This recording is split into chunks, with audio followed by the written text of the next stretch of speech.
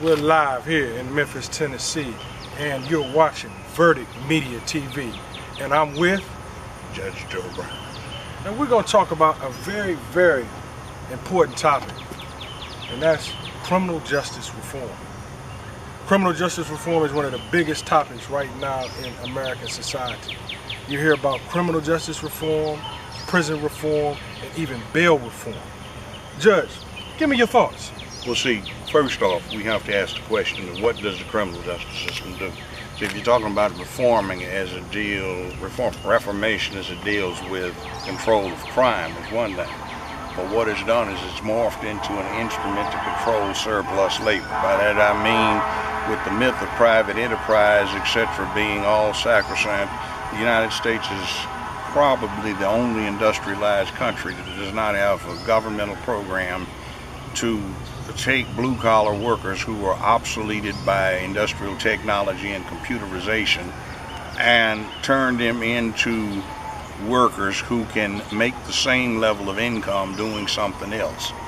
So we have basically a surplus of personnel to fill the available jobs that deliver the expected level of income. Fast forwarding, what happens is when you have that situation, you get Timothy McVeigh types who will take ammonium nitrate fertilizer bought at the lawn and garden store, take 250 pounds of it and blow up a courthouse in Oklahoma City. So we don't want that, so you diffuse the pressure. Treat labor like a commodity, and just like we grow cotton, rye, beef, pork, poultry, when there's a glut, the three things you do: cut back production, store the commodity, and you subsidize would-be producer. Well, the criminal justice system stores the surplus in the jail cell instead of a grain silo. The subsidies, the welfare check, the Section 8 subsidy that just goes on in perpetuity, generation after generation.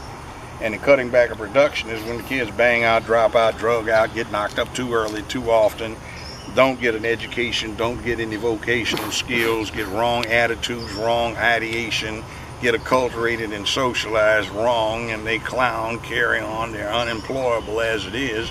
Then when they get their first felony, they become substantially, permanently unemployable, so they get knocked out of the labor market. You store them in the jail cell, and there are two fallout things. Just like somebody might come up with a plastic made from soy meal or gasohol made with surplus corn, you've got a high growth industry that is not concerned with the labor for incarcerated prisoners, but it is the high growth industry based on supplying food, clothing, shelter, transportation, communications, and supervision for inmates. And it's being privatized, and the privatization is being designed to maximize profits, which are done when you do things that make the problem worse, so it continues, so you have an ongoing need to be employed doing what you're doing.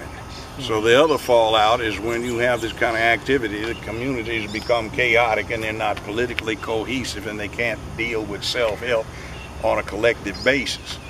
So crime is good for the country the way it is now, and it keeps it smoothly operating. So when you're talking about criminal justice reform, you first must do something to reform that basis for the current criminal justice system. Now, one thing you can do with it even now is, if you've got an astute judge, of which we have far too few, he can use his position for social engineering and use his coercive powers to compel attainment of GEDs, getting drug-free, counseling, therapy, generating educational platforms and programs, vocational training, getting employment opportunities, causing people to change their ideations so they focus on something else. Now, I got a reduction in recidivism in my court down to 18% when the statewide average was 80. Wow. And what was the secret? You taught the defendant to be a man or a woman. And you see, when you have that, that's your short-term goal. So when you look in the mirror in the morning, what's looking back at you is what the control factor is. Did you do all right yesterday? You know you shouldn't have done what you did yesterday afternoon. That wasn't right. You've been watching Verdict Media TV, where the jury is out and the verdict is in. Follow me as I take you on a journey from the streets to the high seas, interviewing and connecting with some of the world's most influential and powerful people. We will also be speaking on various topics as it pertains to the criminal justice system. So please subscribe, like, follow us on Instagram, Facebook, and also Twitter. Also, support us by visiting our store. Click the link in below. Thanks for your support.